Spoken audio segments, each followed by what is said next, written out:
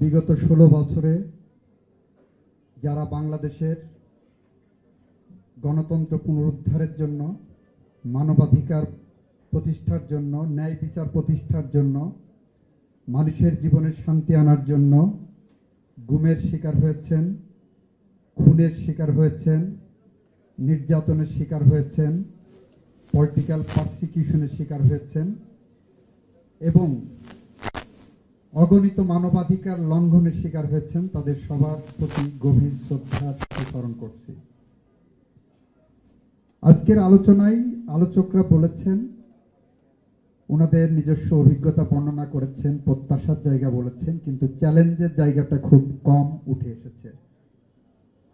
যেটা আমাদের প্রত্যাশা ছিল যে চ্যালেঞ্জের জায়গাটা কি সেটা আমাদেরকে বলবেন, আমরা সেটা সমাধানের জায়গায় যাতে যৌক্তিক জায়গায় যেতে পারি সেটা সুনির্দিষ্টভাবে আমরা পাইনি।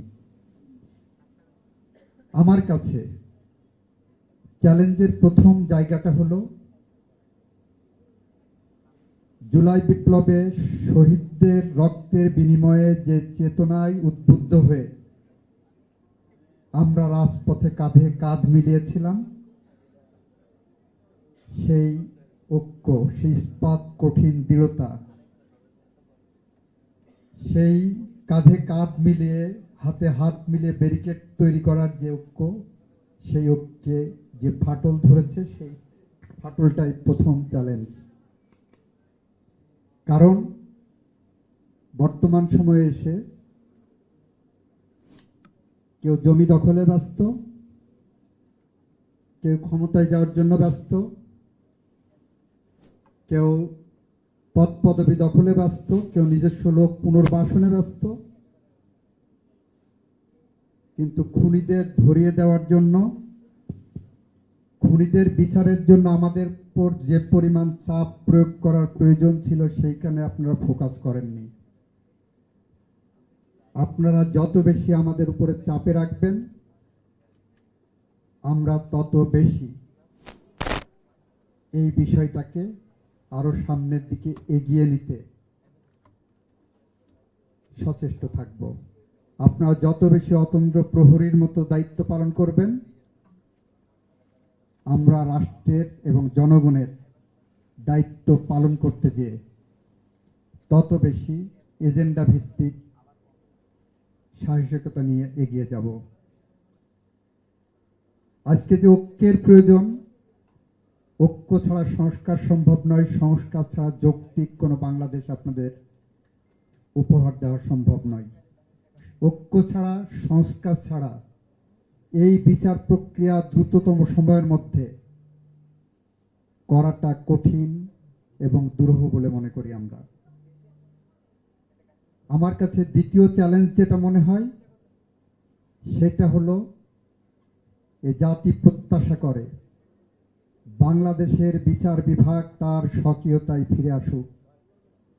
এই জাতি প্রত্যাশা করে এই বিচার নিয়ে যাতে আন্তর্জাতিকভাবে এবং জাতীয়ভাবে কোনো ক্যাঙ্গারু কোর্টের তকমা না লাগে, কোনো ফরমাইশি রায়ের তকমা না লাগে। আমাদের কাছে এই ক্রেডিবিলিটিটা মেনটেন করা অনেক বেশি চ্যালেঞ্জের। আর সে কারণেই আমরা দ্ব্যর্থহীনভাবে আপনাদের বলতে পারি, আমাদের হাতে যে মশাল আপনারা দিয়েছেন, জাতিকে সঠিক বিচার ব্যবস্থার দিকে নিয়ে যাওয়ার জন্য আমাদেরকে যে দায়িত্ব আপনারা দিয়েছেন, আমরা সেই দায়িত্ব নৈতিকভাবে, আইনগতভাবে এবং আন্তর্জাতিক মানদণ্ড বজায় রেখে দ্রুততম সময়ের মধ্যে এই বিচার প্রক্রিয়া সম্পন্নের দিকে নিয়ে যাব। আমাদের আইন উপদেষ্টা মহোদয় আছেন, উনি ইতিমধ্যেই বলেছেন এই বিচার প্রক্রিয়াকে ত্বরান্বিত করার জন্য সরকারের প্রধান অন্যতম এজেন্ডা হিসাবে বাস্তবায়ন করার জন্য ইতিমধ্যে উনার মন্ত্রণালয় কি কি দায়িত্ব পালন করেছেন। আমরা ওনার স্বপ্নের সারথি। আমরা বলতে পারি, চৌধুরী আলম থেকে শুরু করে মুগ্ধ আবু সাইদদের রক্তের বিনিময়ে, জীবনের বিনিময়ে আমরা যে পথে পা বাড়িয়েছি সেই পথ থেকে আমাদের আমৃত্যু কেউ সরাতে পারবে না।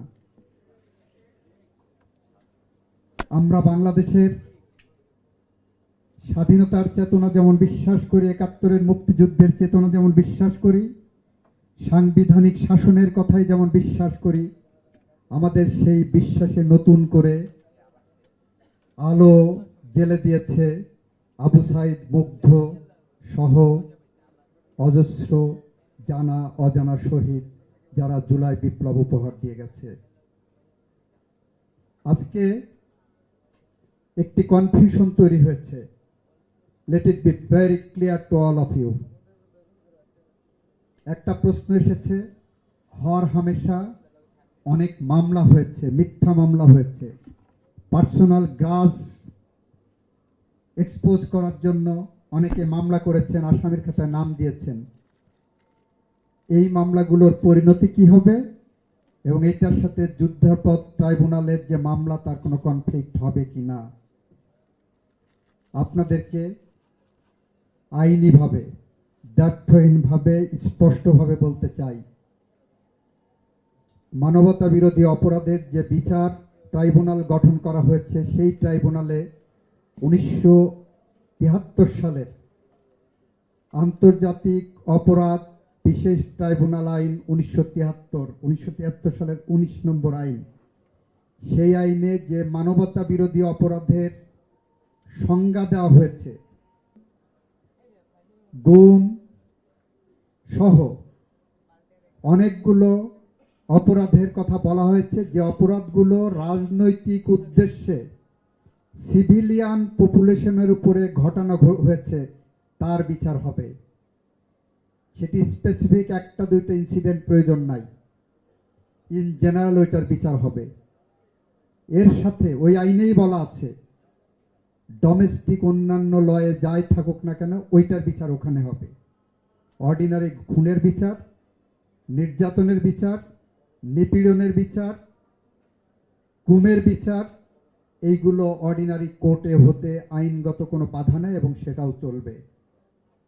ফলে যদি আমরা মাস্টার মাইন্ড আছেন, প্রত্যক্ষ এবং পরোক্ষভাবে যারা বাংলাদেশের সিভিলিয়ান পপুলেশনকে রাজনৈতিক উদ্দেশ্যে হত্যা করেছেন, খুন করেছেন, গুম করেছেন, নির্যাতন করেছেন, নিপীড়ন করেছেন, এমনকি রাজনৈতিক দলকে ব্যবহার করে সেক্সুয়াল অ্যাবিউজও করেছেন, ধরে নিয়ে যে মানুষকে ধর্ষণ করেছেন, তাদের বিচার ওই অপরাধ ট্রাইব্যুনালের মধ্যে হবে, সেখানে আইনগত কোনো বাধা নাই।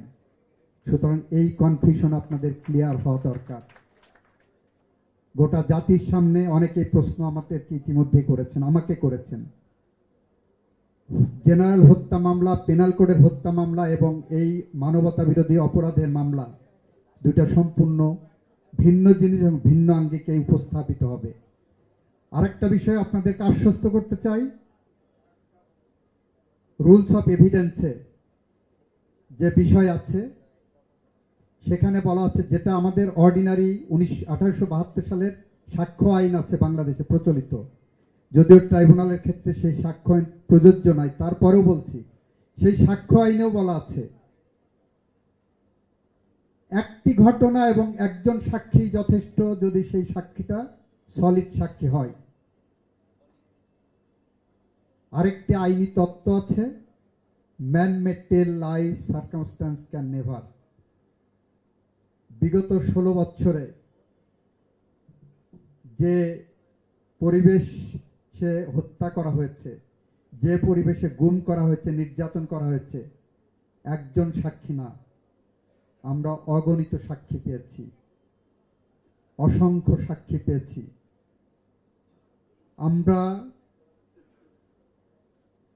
স্বচ্ছ কাচের মতো সাক্ষ্য পেয়েছি, যেটা বিচার প্রক্রিয়া থাকা অবস্থায় আপনাদের সামনে তথ্য আনা সুযোগ নাই। সুতরাং আপনারা নিশ্চিত থাকতে পারেন, জনাব আসিফ নজরুলের যে কাঁধে যে দায়িত্ব আপনারা দিয়েছেন, সেই দায়িত্ব ওনার সেনাপতি হিসাবে, ওনার অ্যাটর্নি জেনারেল হিসাবে ওনার চিফ প্রসিকিউটর হিসেবে আমরা আপনাদের পক্ষ থেকে সুষ্ঠুভাবে পালন করব ইমানি দায়িত্ব হিসাবে। আমাদের মধ্যে কোনো লোভ নাই, আমাদের কেউ কিনতে পারবে না, আমাদের কেউ ইনফ্লুয়েন্স করতে পারবে না, আমাদের কোনো ভাই, কোনো আত্মীয়, কোনো মামা, কোনো চাচা, কোনো বন্ধু, কোনো প্রতিবেশী কেউ এসে এই বিচার প্রক্রিয়া থেকে সরাতে পারবে না, সেই প্রতিশ্রুতি এবং প্রত্যাশা আপনাদের কাছে ব্যক্ত করছি। আপনাদের এখানে একটি প্রশ্ন এসেছে, এই বিচারটাই আমরা কি প্রতিশোধ নিতে চাচ্ছি? আমরা বলতে চাই আমরা প্রতিশোধ নিতে চাচ্ছি না, আমরা বিচার করতে চাচ্ছি। কেন বিচার করতে চাচ্ছি? আগামী প্রজন্মকে ইতিহাসের একটি দায় থেকে মুক্ত করতে চাচ্ছি। এদেশে যদি ৭২ থেকে ৭৫ পর্যন্ত ৩০,০০০ জাসদের নেতাকর্মীকে যেভাবে হত্যা করা হয়েছিল তার বিচার হতো, তাহলে এই ১৬ বছরের খুন গুম হয়তো বন্ধ হতে পারত। এদেশে যদি জাফর, জয়নাল, দীপালি সাহা, কাঞ্চন, রাউফুন, বসুনিয়াদের হত্যার বিচার হতো, তাহলে হয়তো আমরা আজকের এই দিন দেখতে হতো না। আমরা ইতিহাসের দায়বদ্ধতা থেকেই এই বিচার করে যেতে চাই, এই বিচারে ভূমিকা রাখতে চাই অনবদ্যভাবে, যাতে করে আমাদেরকে আগামী প্রজন্ম হেলাল হাফিজের ভাষায় ভীরু কাপুরুষের উপমা হিসাবে অভিহিত না করে। আমি এই কথা বলে আপনাদের ধৈর্যচ্যুতি আর না ঘটিয়ে আমার বক্তব্য শেষ করছি। সবাইকে ধন্যবাদ। আসসালামু আলাইকুম।